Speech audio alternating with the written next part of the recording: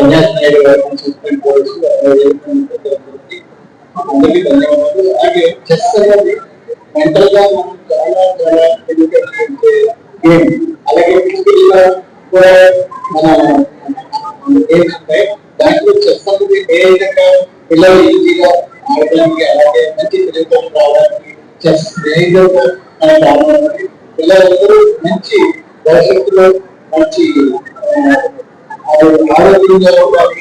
అలాగే ఉల్లాసంగా ఉండాలి. అలాగే ఇండోర్ గేమ్స్ కూడా ఆడతారు. ఎందుకంటే ఇండోర్ గేమ్స్ వల్ల ఆరోగ్యం ఉంది. చెస్ వల్ల పిల్లలు బాగుంటాయి, మైండ్ మెచ్యూరిటీ అవుతుంది. మేజర్ గా ఇందులో ఒక చిన్నది పిల్లలు ఇంటిగా వయసుతో సంబంధం లేకుండా ఎంత వయసు